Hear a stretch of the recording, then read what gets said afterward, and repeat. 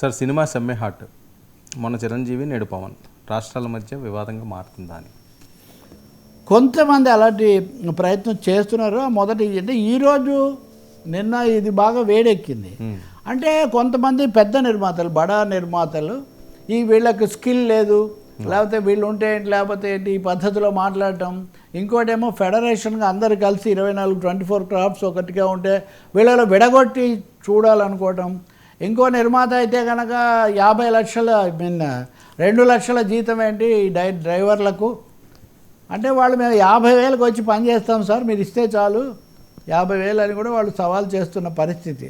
So ఇంత పని చేస్తుంటే తమను అవమానించే విధంగా తాము లెక్క లేదన్నట్టుగా నిర్మాతలు మాట్లాడడం, పెద్ద నిర్మాతలు ప్రొడక్షన్ హౌసెస్ మాట్లాడడం బాగాలేదు అనే అభిప్రాయానికి వాళ్ళు వచ్చారు. ఇంకొకటి ఏమో చిన్న నిర్మాతలు అనే వాళ్ళను కవచంలాగా ముందు పెట్టుకొని చిన్న నిర్మాతలు ఇంత డబ్బులు ఇవ్వలేకపోతున్నారు కాబట్టి కుదరదు, 20% తగ్గించుకోవాలని చెప్పించారు. కానీ నేను ఇందాక మాట్లాడుతున్నా, ఆ చర్చల్లో పాల్గొన్న ఒక వ్యక్తితో, ఇటు యూనియన్ల తరఫున అటు చిన్న నిర్మాతల తరఫున కూడా ఉన్నాయన, ఆయన చెప్తున్నాడు మేము రెడీగా ఉన్నాము, యూనియన్లు కూడా రెడీగా ఉన్నాయి, 2 విభాగాల విషయంలో కొంత సమస్య వస్తే వాళ్ళని కూడా కలుపుకొని మీరు కావాలంటే మొత్తంగా ఇచ్చేది కూడా తగ్గించండి పర్వాలేదని కూడా చెప్పారు. అంటుంటే వాళ్ళేదో గొంతెమ్మ కోరికలు కోరుతున్నట్టు, వాళ్ళేదో సాఫ్ట్వేర్ ఉద్యోగుల్లాగా అంతకంటే జీతాలు వస్తున్నాయి, స్టార్ వర్కర్స్ లాగా ఉన్నారు. ఈ పద్ధతిలో వాళ్ళని అవహేళన చేసి అవమానించడం అన్న తీవ్ర ఆగ్రహానికి దారి తీసిన మాట నిజం. అలాగే చిరంజీవి పరిశ్రమలో పెద్దగా ఉన్నారు కాబట్టి ఆయన దగ్గరికి వెళ్ళి ఆయనతో మాట్లాడిన తర్వాత ఆయన మాకు హామీ ఇచ్చారు అన్న పద్ధతిలో ఎవరో ఒక నాయకుడు చెప్తే దాన్ని చిరంజీవి కూడా ట్వీట్ చేశారు. నేనేమి హామీ ఇవ్వలేదు, అందరూ కలిసి పరిష్కరించాలి, కానీ ఎవరో ఒకరు పరిష్కరించే అవకాశం లేదు, కాబట్టి ఫెడరేషన్కు నేను ఏదో ఇచ్చానన్నది నిజం కాదని వాళ్ళు కూడా వివరించారు. అది ఆయన ఎవరో తెలియక చెప్పాడు, కానీ మేమేమి అలా చెప్పడం లేదు, కానీ పెద్దవాళ్ళు చొరవ తీసుకొని పరిష్కరించాలి అని. ఇది ఇట్లా ఉండింది ఓ ప్రతిష్టంభన. అంటే యూనియన్గా ఫెడరేషన్గా మేము గుర్తించాము, రెండోది మేము ఎవరిని కావాలంటే వాళ్ళని తీసుకొని వస్తాము, మూడవది 1500 లోపు ఉన్న వాళ్లకు మటుకే మేము పెంచుతాము, మిగతా వాళ్ళకు మేము పెంచలేము. ఈ పద్ధతిలో చెప్తే దీనికి యూనియన్ సహజంగా ఒప్పుకోవడం లేదు. ఈ పరిస్థితుల్లో తెలుస్తుంది ఏంటంటే నిర్మాతల్లో అత్యధికులు సిద్ధంగా ఉన్న ఒక 3-4 లేదా 10 మందో అడ్డం పడడం వల్ల, పెద్ద కార్పొరేట్ నిర్మాతల వల్ల ఈ సమస్య వస్తుంది అని.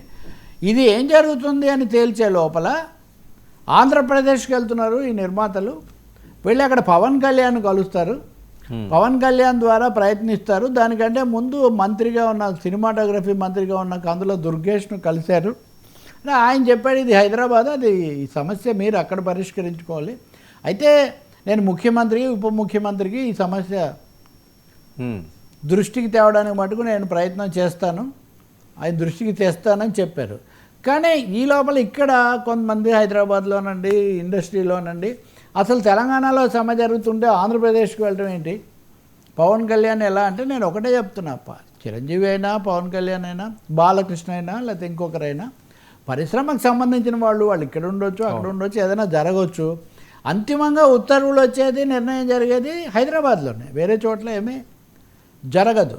కాబట్టి ఆ రాష్ట్రం ఈ రాష్ట్రం అనుకోనక్కర్లేదు. కానీ నిర్మాతలు ఈ విధంగా కొంతమంది బడాబాబులు భీష్మించుకొని ప్రతిష్టంభన పెంచడం వల్ల వీళ్ళు ప్రభుత్వాల దగ్గరికి వెళ్లాల్సి వస్తుంది. కోమటిరెడ్డి వెంకటరెడ్డి దగ్గరికి కూడా వెళ్ళారు తెలంగాణ మంత్రి, ఆయన కూడా సానుకూలంగా గతంలో మాట్లాడున్నారు. ఇవన్నీ ఏ కొలిక్కి వస్తాయనేది ఒకటైతే, సినీ కార్మికుల మీద సృష్టించబడుతున్న అపోహలు మటుకు వాళ్ళు తీవ్రంగా ఖండిస్తున్నారు.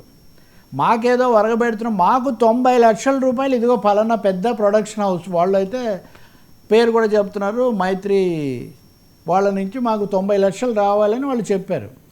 సరే, ఆ సంస్థకు సంబంధించిన నిర్మాత ఆయన విశ్వప్రసాద్ కదా, ఆయన చెప్పారు 90 లక్షలు ఏంటి, గత నెల బిల్లు మాది 3 కోట్లు ఉంది, 3 కోట్లు 2 కోట్లు, సో ఇదంతా మేము క్లియర్ చేస్తూ పోతామని. కాబట్టి ఇప్పటికి వచ్చిన సంకేతాలు లేకపోతే చెప్పిన దాన్ని బట్టి తప్పకుండా బకాయిలు ఉన్నాయి. అవి వాటి స్వభావం ఏంటి అన్న దాని మీద వీళ్ళ వెర్షన్ వాళ్ళ వెర్షన్ వేరే ఉంది. కానీ చిన్న నిర్మాతలు అంటున్నప్పుడు ఈ చిన్న ప్రాణులను ఇంకా జాగ్రత్తగా చూడాలి కదా.